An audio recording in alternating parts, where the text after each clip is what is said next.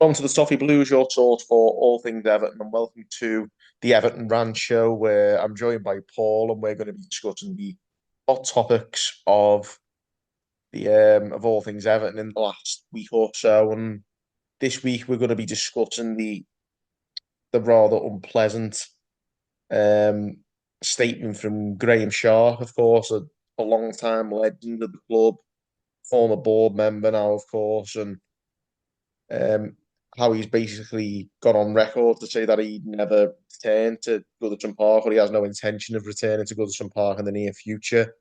Um, so Paul and I are going to be discussing that just to refresh your memories. These were the words that Graeme Sharp was quoted as saying, and it's an interesting one, isn't it? Really, because there's some things that you'd never think to hear from anyone who's really got Everton in the blood. To what I've heard, just what he said, I've not been back. Not that the football club hasn't invited me back. Numerous people and my friends have invited me to go with them. I still have season tickets, but I don't see myself going back. Then he said, there might be one day when I wake up and go, you know what, I'm going to do it, but I can't see myself doing that. I appreciate everyone trying to get me there, but I just think too much has gone on. It's not the same. And then finally, he's gone on to say, be fair, Sean Dyche has been great. He's asked me on numerous occasions to pop up to the training grounds, and all credit to him for that. He said, you know what, I lost interest a bit. Whether that comes back, it remains to be seen. I doubt it. What's your take on that one? Um, it strikes me as very tone deaf from Graeme Sharp. I mean, Graeme Sharp has. Let's get it out in the open, and not leave anything unsaid. Graeme Sharp was for a long time an arch Bill Kenwright loyalist. He was very much pro the Kenwright regime. Even after Bill Kenwright sold majority of his shares to Farhad Moshiri, and Moshiri became kind of the guy who was running things at the very top. We know that Bill Kenwright still stayed heavily involved, and Graeme Sharp was basically always out in the media, or if he was ever needed to, defending Bill Kenwright and defending the club or what the club was doing under Bill Kenwright's direction. Um, a lot of Blues don't have time for the man based on that alone, and they especially don't have time for him after what happened the season before last. What was it, 18 months ago now? No more than that. It was January 2023 when that That's right. Yeah, allegation came out. that's right. Yeah, Yeah. it was right in the it was I think it was around the time Frank Lampard was sacked and around when Sean Dyche came in, January of that horrible season. We all know what the allegation that Denise Barrett Baxendale, the then CEO, was put in a headlock and basically physically assaulted by an angry supporter. That allegation to this day, as there's been not a shred of proof that ever happened. There's no CCTV, there was no witnesses, there was no police report, there was no police investigation, there was no police complaint, there was nothing. It literally was an allegation that was Police pulled went out on of someone's record to say that backside. the police went on record to say that there wasn't no reports. Yeah, well, the police basically said, well, if this happened, we would have liked to have known about it, and we are going to basically contact Everton to demand that they give us an explanation, and they tell us kind of exactly what went on and what's being alleged, but nothing ever came of that. So basically, the allegation was an absolute load of rubbish. It was a horrible lie that was made to smear a very angry and disillusioned fan base who were taking their frustrations out. Most people in a acceptable way. You get the odds, psycho goes a bit too far, but not. They didn't do what was alleged. I'm talking about people who just maybe send like full hate things in the posts or write over the top things on the internet. But the vast majority of the fans who had done nothing except just voice the disillusionment and the disappointment and their anger at how It was this very valid, by woefully the inept way. board was managing the club, which was, yeah, and it was the fans like ourselves who were included in that. We were proven right, by the way, that all those things we were complaining about were valid, and that lie was invented to kind of smear us and to make the board look like victims. And Graeme Sharp, didn't invent the lie, but it seems like to this day he swallowed it hook, line, and sinker. And by the way he's talking, he probably wholeheartedly believes that incident with the headlock probably happened. I don't think that Gareme Sharp is deep down in his heart knows it didn't happen, and he's just saying what he's saying because he's backed into a corner and he just can't climb down. I think he's that naive, personally, that he believes anything that Bill Kenwright and Denise Barrett-Baxendale probably told him, because he's been that loyal to them for that long. But the top and bottom of it is Gareme Sharp's been a very divisive figure for a long time, even before this split happened, this incident, and it just seems like will never ever climb down from his support of the previous regime, and he's still angry about supporters being angry towards them, and it's disappointing considering how successful he was as a player and how important a person he is in Everton's history. But if he wants to feel like that and he wants to dig his heels in, then I'm happy to let him, quite frankly, and I'm happy for the club to move on without him and the fan base to just not pay him any mind.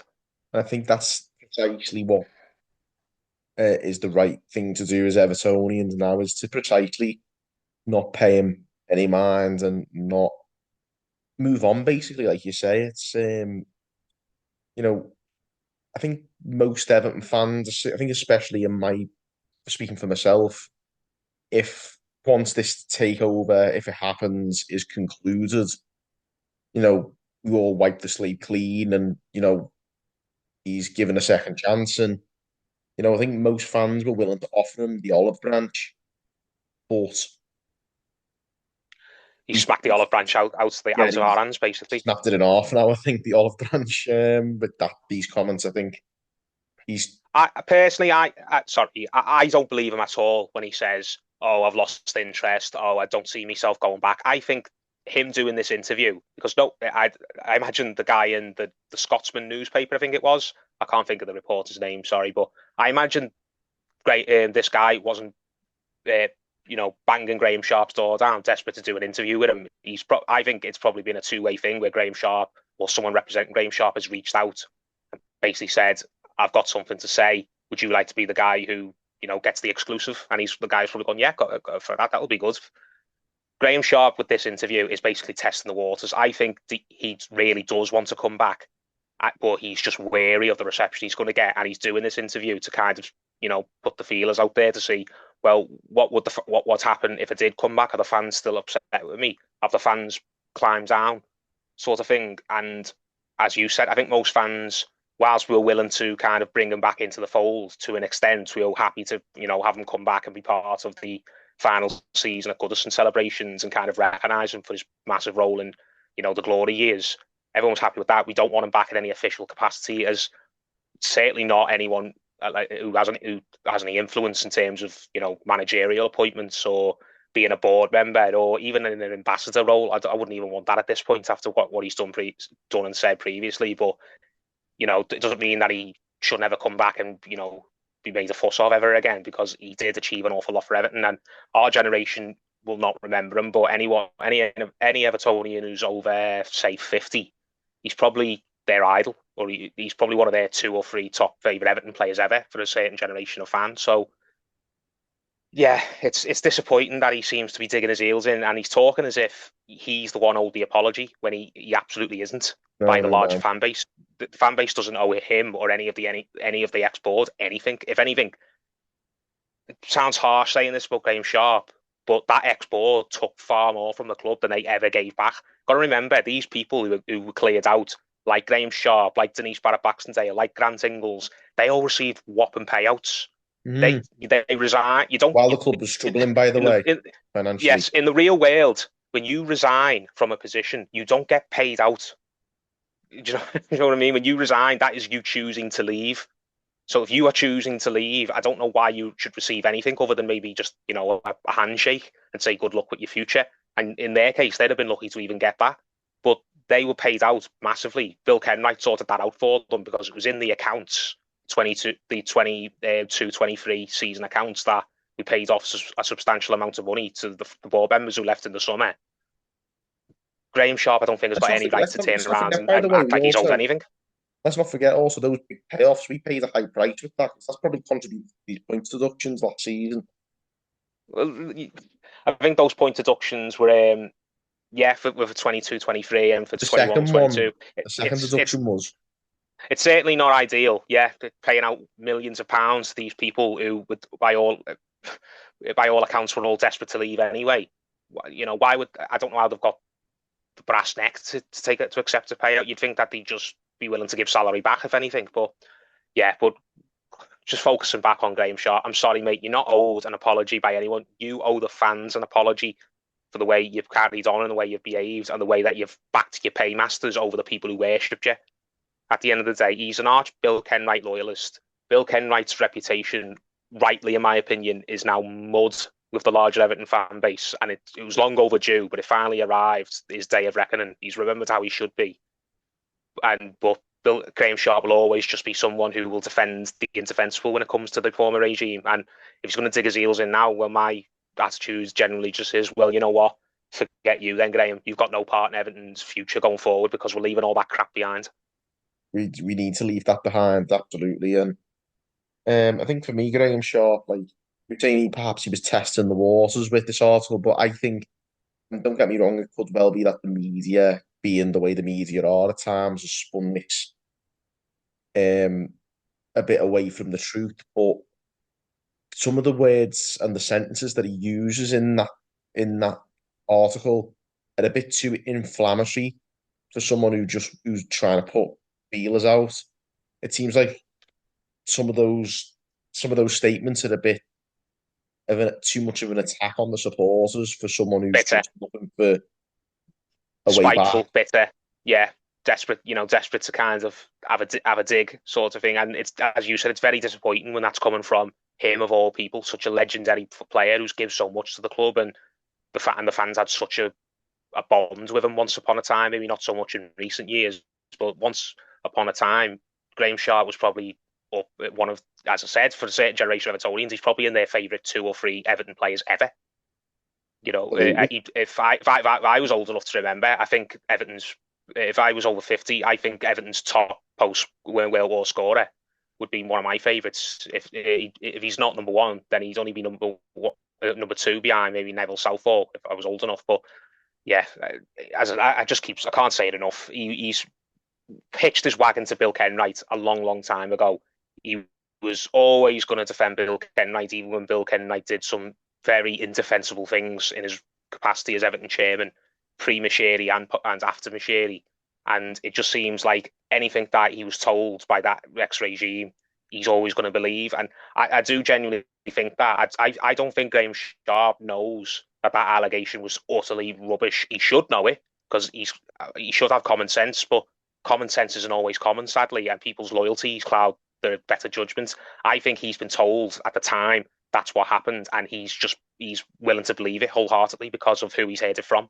How can he And believe it's a shame, but how can someone possibly believe it? But when literally the police have come out and I said don't that know, you mate. know, Why it just is, mate? Why do people vote? Why do people vote for people like Boris Johnson? Why do people, defend footballers when they behave terribly? Why do people will just believe what they want to believe? At the end of the the end of the fans day, in won't it. they? I don't want to be sound like I'm being hypocritical. As football fans in general, myself, sometimes you will just kind of your loyalty to a football club or your loyalty to a certain person will just mean that you'll always look through it through those tinted glasses.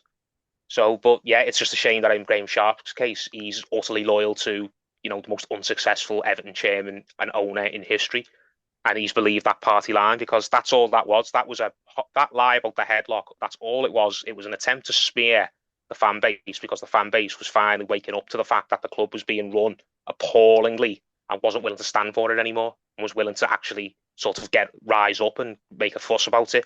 So when he's saying people are going over the top with the protest, we're going over the top because we're carrying flags with their face on it saying "get out" and "step down" and you're useless, time to go, things like that. I'm sure he's maybe got the odd psycho who's maybe sent him a nasty letter or a nasty sort of message on social media or sent something to his family. But you're going to get that no matter what football club you're involved with. You're always going to get absolute nutcases in this day and age on social media who just send something really, really unsavoury. But that's a long way. There's a big difference between that and actually alleging that someone physically assaulted a club employee. When you make an allegation like that, you've got to have a lot of proof to back it up, and the club didn't have any. which tells you all you need to know. It was just classic smear tactics from the last regime. It was just lie shamelessly about your critics so that the media and the neutrals jump on your critics and accuse them of being, thugs and being Unreasonable. unreasonable and people who've got no logic to the thinking at all.